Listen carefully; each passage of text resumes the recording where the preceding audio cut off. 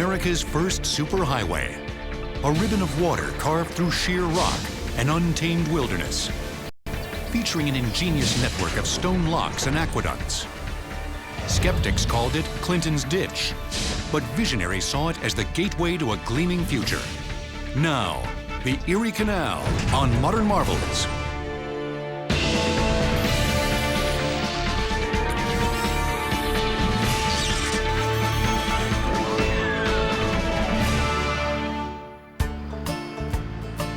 In the woods off Interstate 90 in eastern New York, there's a narrow ditch surrounded by a tangle of weeds.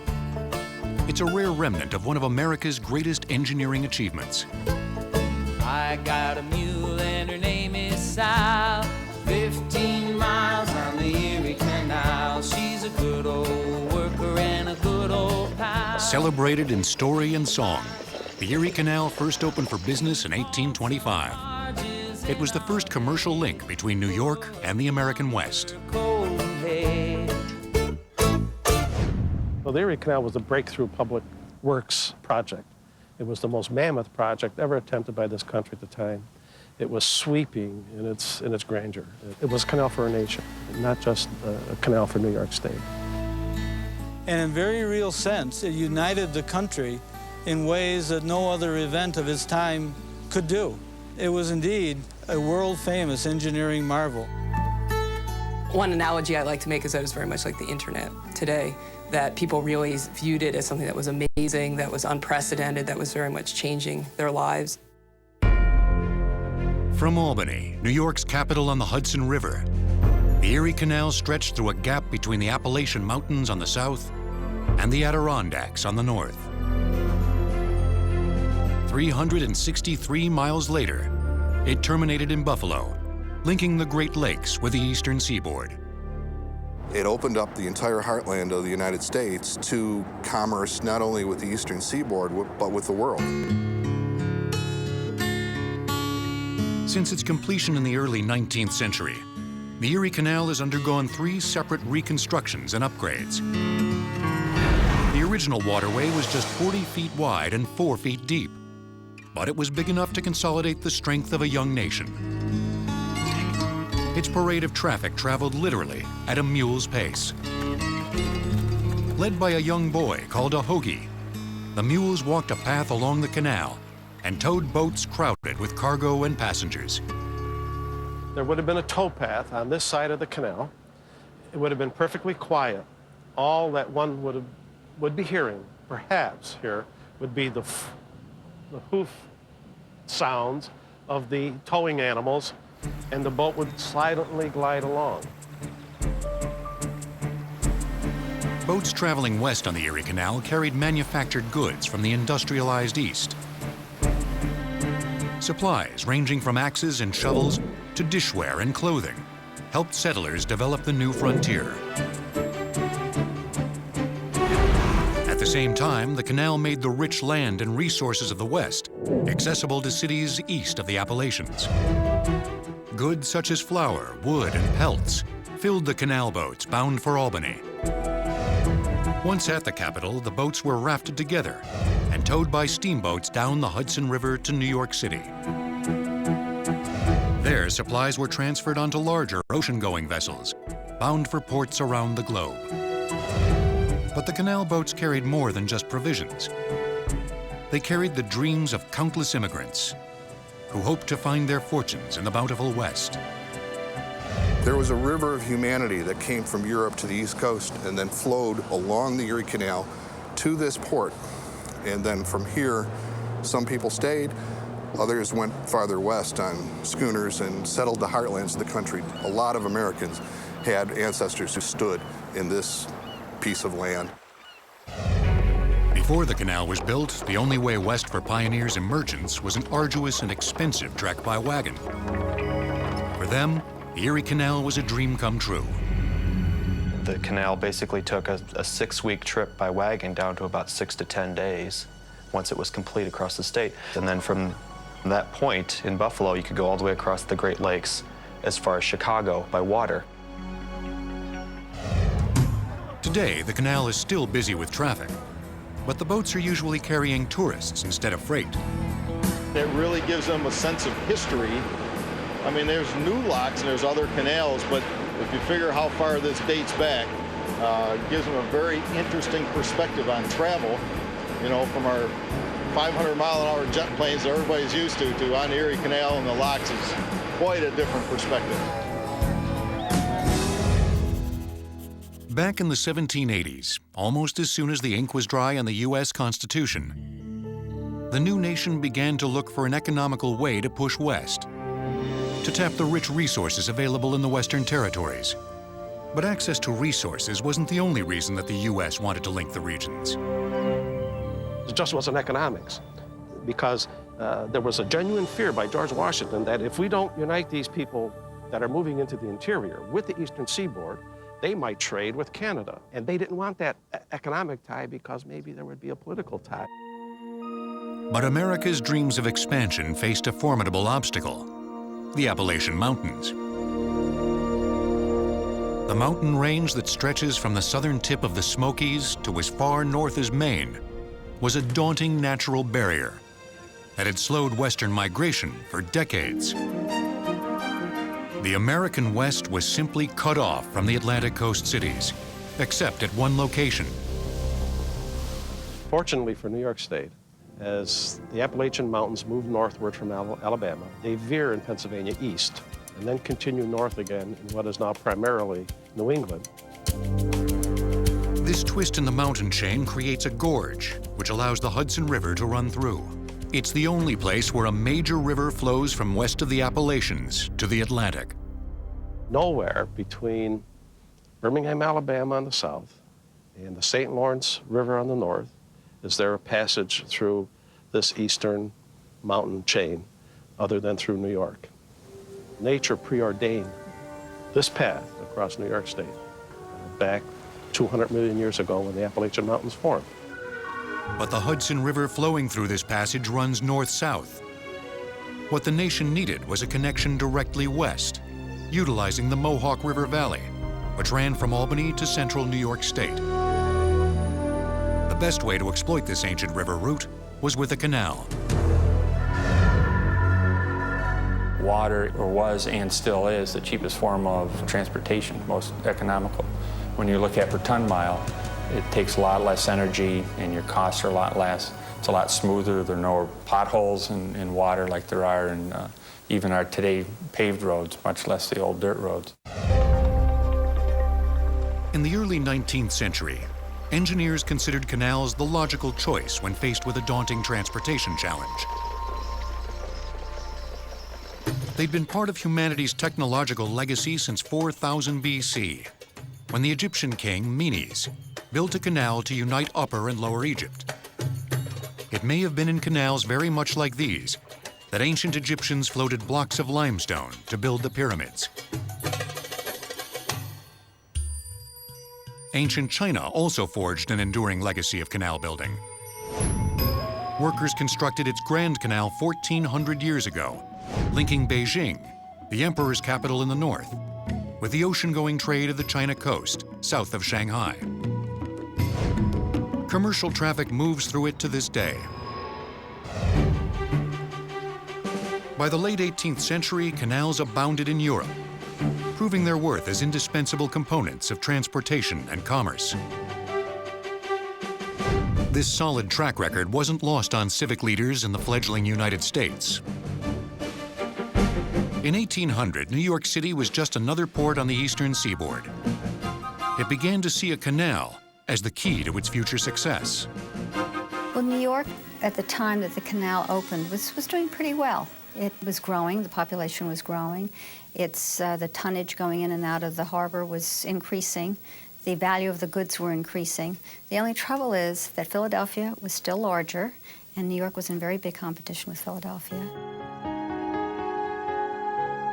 In 1808, the New York State government began to seriously study the possibility of a canal that would link the Hudson River ports of Manhattan to the Great Lakes. The following year, a delegation from New York traveled to Washington, D.C. to request federal funding for a canal to the west. They projected a budget of $5 million. but critics claimed a canal would cost several times that amount. So there were many naysayers for a lot of different reasons. One was an honest to goodness feeling and perception that it would bankrupt the nation because we were, at that time, essentially a third world nation. We went to the federal government, and Thomas Jefferson said, "My God, fellows, come back in about 100 years and maybe we'll talk about it." In 1810, almost in defiance of Jefferson's flat refusal, New York's leaders launched a feasibility study for a western waterway. They sent a canal committee to western New York State to examine the possible routes. One of the committee members was a savvy politician named DeWitt Clinton. In 1817, Clinton won the governorship of New York. He championed the proposed canal, which was projected to cost more than twice as much as it cost the state to fight the War of 1812. Budget-conscious state representatives from Manhattan adamantly opposed him. They derided his grandiose vision of a canal, dubbing it Clinton's Ditch. In 1817, the canal bill went before the New York legislature. By a very narrow margin, the bill passed. Clinton knew the political obstacles he had overcome didn't compare to the physical ones that lay ahead. The Mohawk River Valley, through which the canal would pass, was a gauntlet of rugged mountains, icy rivers, and desolate swamps. The severe topography was the result of the same natural forces that had carved the gorge. In a very real way, the Erie Canal began in western New York 12,000 years ago, geologically speaking. And at one point, the Great Lakes flowed almost due east to the Hudson River down what is now the Mohawk River. And it was those escaping waters from the Great Lakes that actually cut the Mohawk River gorge. For the canal's designers, the greatest topographic obstacle created by these ancient waters was a pronounced variation in elevation between Lake Erie and the Hudson River. The difference in elevation is 565 feet, and boats can't sail uphill. Nowhere was the shift in elevation more extreme than at the 60-foot-high solid limestone Niagara Escarpment, which creates Niagara Falls, 25 miles to the northwest. Skeptics claimed constructing a canal over such rugged terrain would be impossible. But an army of engineers and laborers was determined to prove them wrong.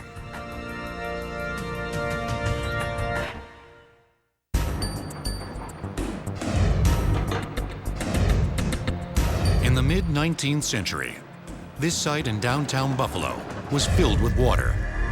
It was a man-made harbor called a commercial slip. The slip was situated at the crucial site where the western terminus of the Erie Canal met the Great Lakes.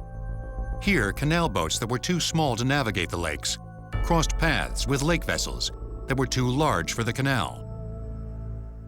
The commercial slip was the primary connection between the Erie Canal and the Great Lakes trade.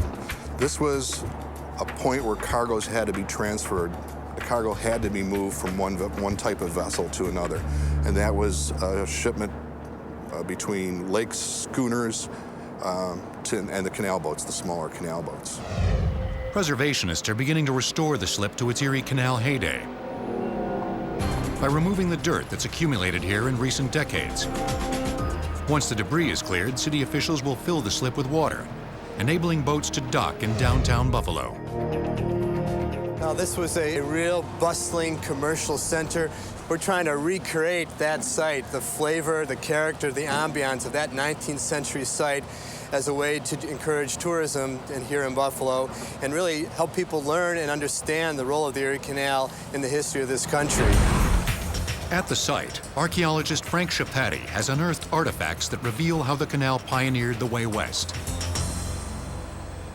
This is something that we find probably in the thousands.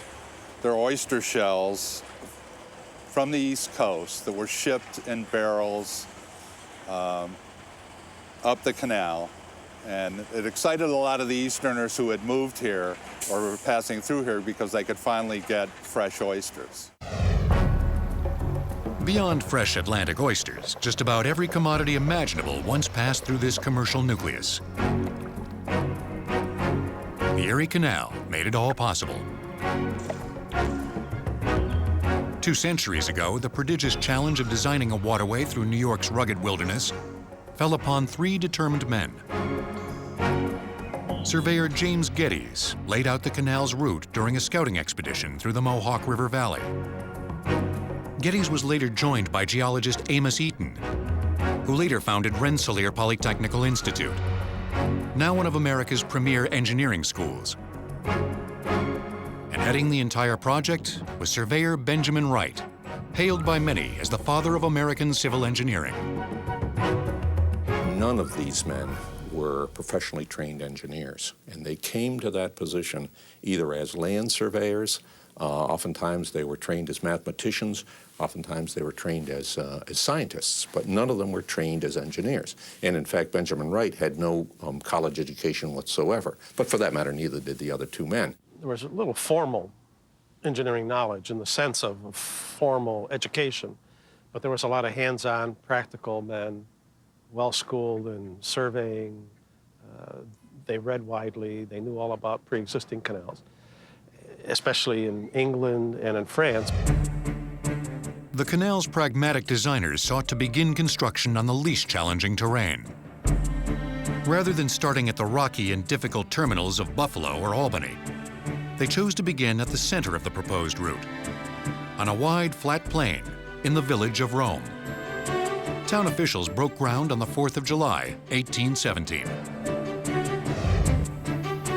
The canal would be little more than a basic dirt ditch, and its width of only 40 feet and depth of just 4 feet made it slightly smaller than its European counterparts.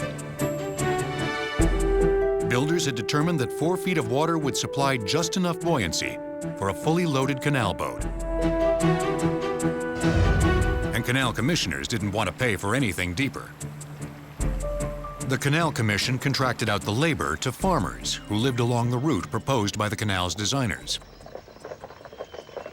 Typically, most of the diggers, the general maintenance people, were unskilled laborers.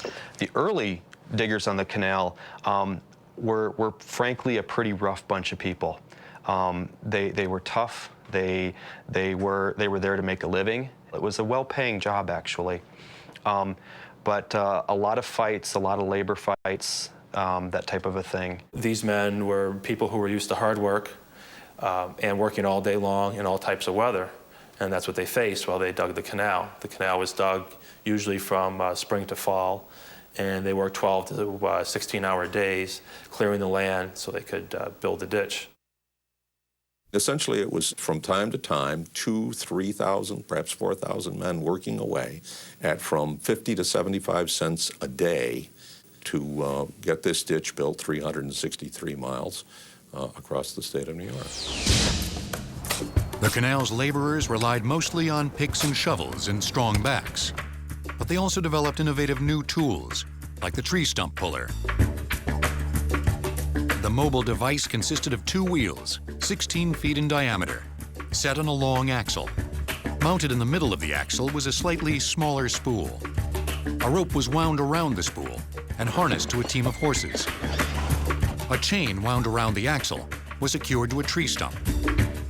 After workers braced the outside wheels, the horses pulled the rope, which turned the axle and wound in the chain. This provided the leverage necessary to extract the stump. Extracting a stump with a pick and shovel might take a lone farmer an entire day or more. Using a tree stump remover, a crew of 7 men and 4 horses could pull out 40 stumps a day. Such ingenuity and sheer brawn resulted in a productive first season of construction. But when the ground froze in November of 1817, crews had to cease work for the winter. They had completed 15 miles of Erie Canal, 348 miles, and the route's most treacherous terrain still remained.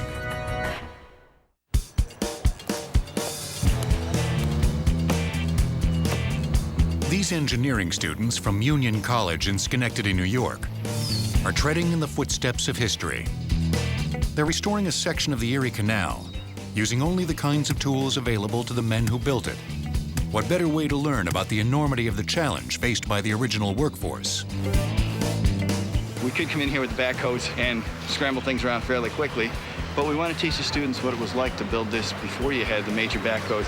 We've got students in their mechanics classes that are working with pulleys and mechanical advantage and stuff like that, and engineering hasn't changed a whole lot.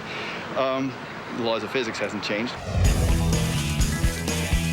Perhaps no more fitting classroom than this exists for budding engineers, because the Erie Canal has been called America's first school of engineering. The first 2 seasons of canal construction had been productive. In 1817 and 1818, the canal's builders had dug close to 95 miles of the Erie Canal. But that early progress had been over the flattest and most easily excavated terrain of the route. In 1819, builders would have to cope with more extreme topography, beginning with New York's Great Montezuma Swamp. In March, when the ground began to thaw, workers began digging through the marshy land west of Syracuse. Men worked waist-deep in the swamp, flinging out shovelfuls of mud from holes that immediately filled with mud again. By July, mosquitoes descended on the workers and became a bigger problem than the mud. Malaria, carried by the mosquitoes, spread rapidly through the workforce. An estimated 1,000 laborers fell seriously ill one season, and scores of the afflicted are said to have died. The salvation of the workforce was the early onset of winter in 1819. The cold killed the mosquitoes and froze the swamp, enabling the workers to dig through the firmer terrain and shore up the canal banks with wood pilings. Other obstacles the laborers faced were dozens of streams and rivers, which crisscrossed the canal route and had to be either incorporated into the canal or traversed. To cross the rivers, the workers used a tried-and-true system perfected by the ancient Romans, the aqueduct. The purpose of an aqueduct was to take your boat from one side of a creek or a river to the other side. It did not lift you or drop you down. The method of holding the water was done by a floor made of timbers 18 inches thick, and then there were 2 walls providing a box. I like to think of it as a rain gutter, and all it did was just take you from one side of the creek to the other side. The longest of the Erie Canal aqueducts featured 26 50-foot-high arches that spanned more than 1,100 feet of river. Year after year, mile after mile, the workers made steady progress, halting during each winter's freeze, then resuming at the spring thaw. They saved the most difficult obstacle for last: a ridge of solid limestone at the town of Lockport. Its geological name was the Niagara Escarpment. One of the challenges that the engineers had was getting over the Niagara Escarpment. It held Lake Erie from entering New York State, and to the north you'll find Niagara Falls, which is similar. There's a 30-foot thick layer of limestone and flint. The escarpment itself is 60 feet high. To traverse the Niagara Escarpment, the canal's designers had to devise a way to get water to flow uphill for 60 feet. The solution to this daunting problem had been engineered 6 centuries earlier by the Dutch. It was known simply as the lock. A lock is a device that lifts or lowers boats from one water level to another. After a boat heading uphill enters the lock, the gates are closed and water flows in, raising the waterline and the vessel. When the water level reaches that of the elevated segment ahead, the gates are opened and the boat proceeds. To move downhill, water is released from the lock, lowering the waterline and the craft. Transporting boats up the 60-foot-high Niagara Escarpment required 5 separate locks in a series. Each lock would raise a boat 12 feet to the next lock, and finally to the top of the ridge. But maneuvering one boat up or down all 5 locks took more than 40 minutes, so the designers devised history's first set of side-by-side or twinned locks to accommodate two-way traffic. There were actually 10 locks. There was a northern tier and a southern tier, so they could maintain traffic in each direction at the same time, up and down. The water flow at Lockport was controlled by valves within the wooden gates that separated each lock. The lockmaster would go to the top of the gate, which originally was 17 feet, 6 inches high. He would use a throw rod, 90 to 180 degrees, cracking the valves themselves. When he opened them up in about this position, water then could flow from the high side into the low side. When the water level was equalized, then the lockmaster, by means of a balance beam, could actually swing the gates up against the wall on one side and swing the gates up against the wall on the opposite side. The boat would then enter or leave the lock itself. Later in the 20th century, engineers modernized the locks, reducing their number from 5 to 2. The locks were also equipped with motorized gates. Today's locks, we're going to go through, are 5 stories high. They weigh 50 tons apiece, and they're operated by a 7-horsepower motor.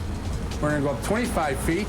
There'll be 3.5 million gallons of water flowing in here, all by gravity. When we first start up in the locks, they can't leave the water in here too fast because it boils up and it gets too rough for the boats.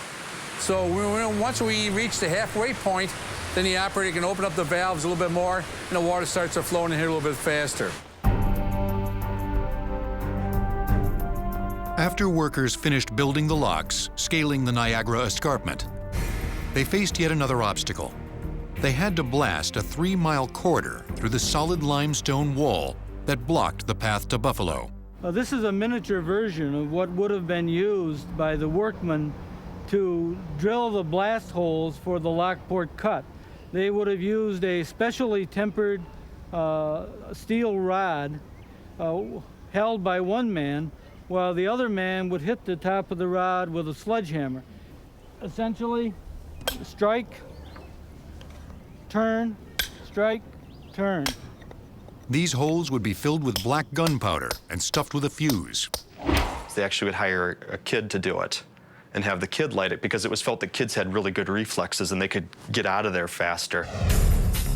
Once the explosion shattered the rock, workers smashed it with sledgehammers and cleared out the debris with shovels and wheelbarrows. This laborious system was eventually replaced by the clever creation of an inventor named Orange Dibble. He built a derrick that could be powered by just 1 horse, but was strong enough to lift 1 ton of stone in a single load. These derricks were placed every 70 feet along the west bank of the Lockport cut. And so at the bottom of the cut, the men would blast and put debris in these buckets, and then the buckets would be lifted and dropped on the side of the canal. Dibble's innovation accelerated the work on the escarpment, but it still took laborers 2 years to carve the 3-mile trench to Buffalo. They finished in the autumn of 1825. And it was, in fact, that last bit of work in the Lockport cut that delayed the opening of the canal, and it was that last piece of work, when finished, that signaled the opening of the entire Erie Canal from Buffalo to New York City. After 8 years of construction, the Erie Canal was complete. The final price tag was $7 million. At a ceremony in Buffalo on October 26, 1825, Governor DeWitt Clinton boarded a boat named the Seneca Chief and began a triumphant journey down the entire length of the Erie Canal. Towns along the route celebrated his passage with parades and festivals. After 9 days and 363 miles, Clinton's ceremonial regatta entered the Hudson River. When his flotilla reached the New York City harbor, the governor poured a barrel of water from Lake Erie into the Atlantic Ocean in a ceremony called the Wedding of the Waters. The Erie Canal was officially open. Now the real work of America's new superhighway could begin.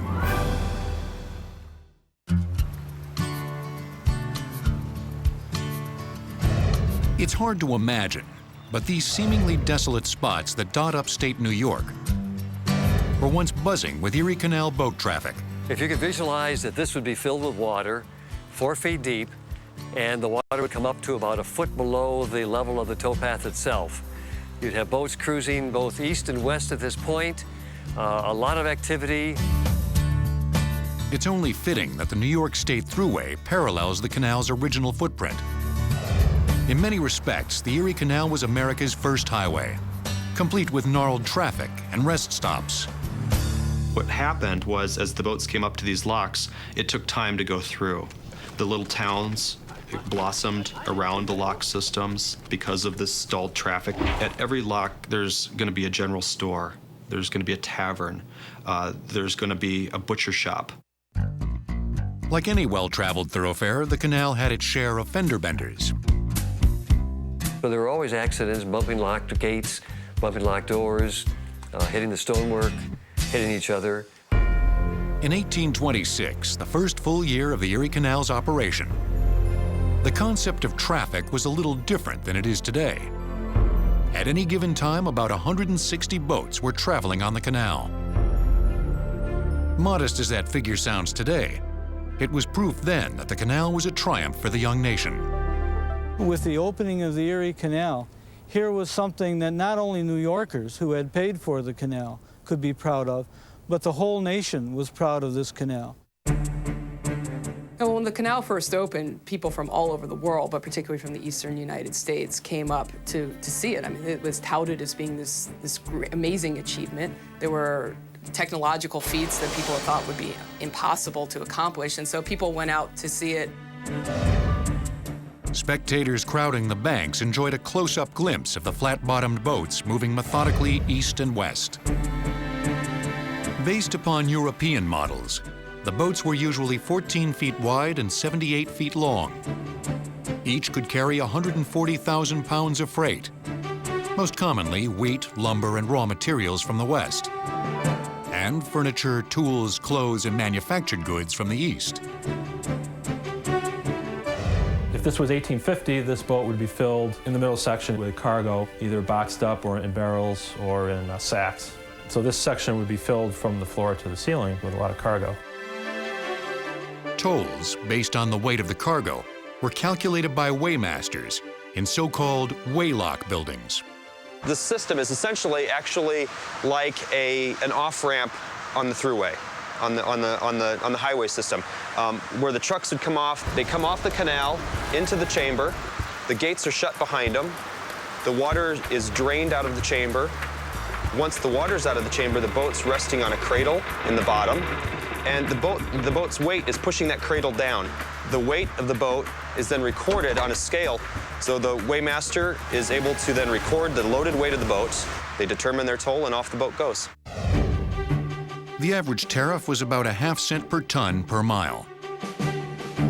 With his boat fully loaded, a merchant paid a toll of around $165 for the entire trip.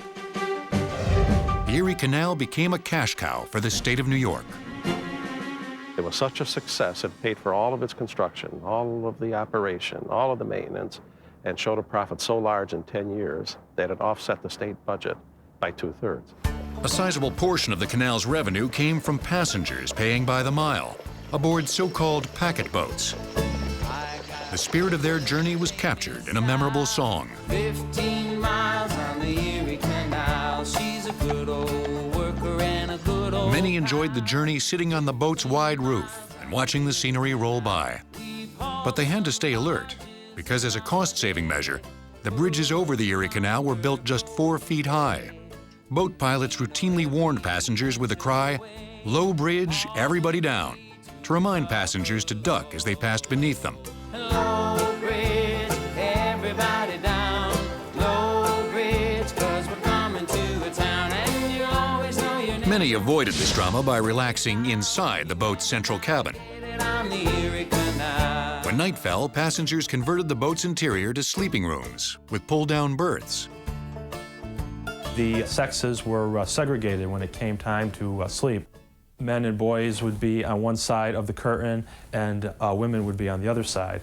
So almost every canal boat would have a curtain like this, which would keep things decent during the nighttime. Canal passengers valued only one thing more than comfortable lodging: I got a mule and her name is Sal. 15 miles on the Erie Canal. the tireless mule team propelling them toward their destination. 15 miles on the Erie The thing that made the canal so successful was the fact that two animals this size could carry loads as great as 75 ton on a canal boat, as opposed to just a few ton on a wagon. The mules' abiding companions were the young boys, leading them mile after mile along the towpath. The boys who worked along the canal were often sheltered in barns alongside their horses, often with just 4 or 5 hours of sleep a night, and then they would pull a boat, and then they would stop and maybe have a few more hours of sleep. Some 30,000 other workers, including boatmen, lock tenders, toll takers, and repairmen, helped establish the Erie Canal as a booming commercial route that transformed America. Towns along the route, such as Albany, Rochester, and Syracuse, saw their populations explode almost overnight. They were just basically very few inhabitants until the canal came through. It brought people, they had to stay in places, they had to buy items, and it was quite a economic boom, tremendous boom. The Erie Canal transformed not only western New York State, but also New York City. The canal's steady shipments of flour and grain made New York the premier port of the United States and its capital of commerce. Despite the canal's success, there were those who opposed it. They rebelled against the way it transformed the economy and accelerated the pace of life. Some people just didn't like the whole market revolution that was happening at the time. They were suspicious of it. They thought that it was leading to class divisions in society. They thought that it was making people too materialistic. No matter which side of the issue Americans stood on, nothing could stop the radical march of progress. The changes wrought by the canal would be so great that the canal itself would have to be remade if it were to survive.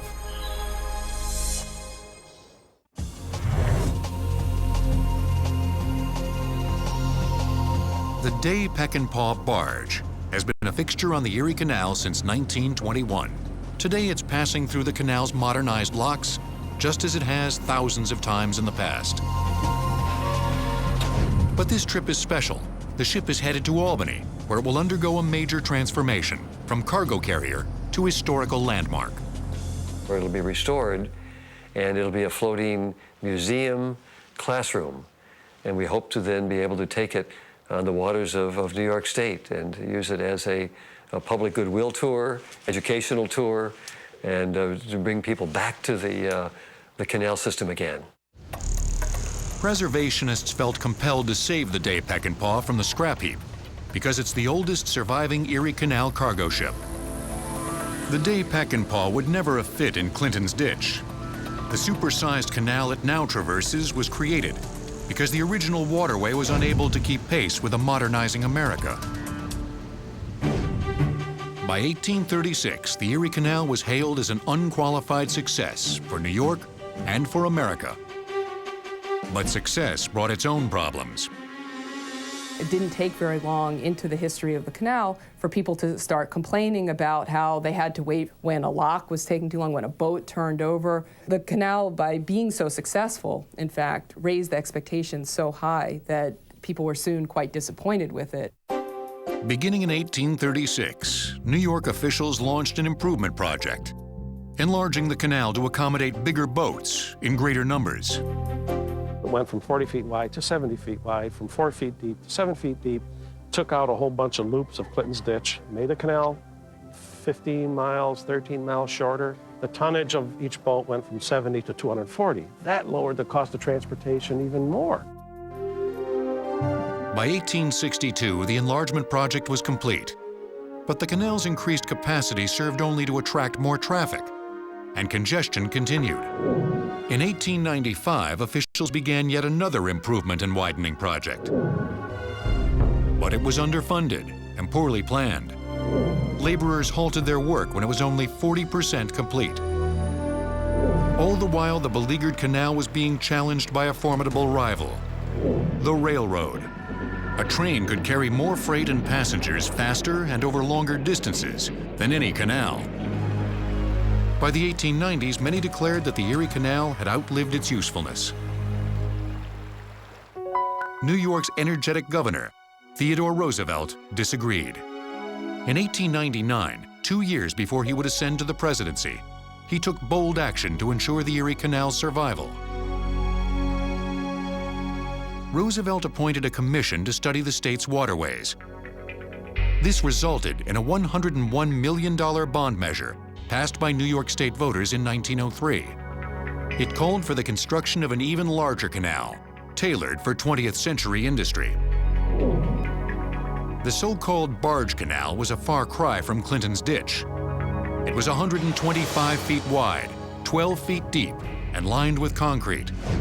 Vessels on the canal could carry up to 1,600 tons and were powered by motors rather than mules. And engineers installed huge new locks with electric-powered doors. But progress had its price. The barge canal basically erased the engineering marvel that preceded it. The portions of the Erie that weren't incorporated into the barge canal system were abandoned by the state. In some areas, they remained abandoned up to today. And then in some sections, the canal has been incorporated into the barge canal system. They literally superimposed the barge canal on top of it. Over the next half-century, the modernized canal became the prime freight route for the state of New York. But by the 1950s, the combined might of the railroads, highways, and larger seaways rendered the canal commercially unviable. Today, however, the Erie Canal is experiencing a rebirth. Cities along the route have refurbished sections of the old waterway to recreate the bygone spirit of its heyday. Replicas of old canal boats take sightseers on tours from Albany to Buffalo. The canal is also enjoying its new image as a recreational attraction. The New York State Canal Corporation has refashioned the old mule towpath for bikers and runners and opened the canal to water sports. We're seeing more kayaks, we're seeing more canoes. Who would have ever thought canoes and kayakers, you know, going through logs? The future of the canal is bright, I think, because this waterway can be used in so many different ways.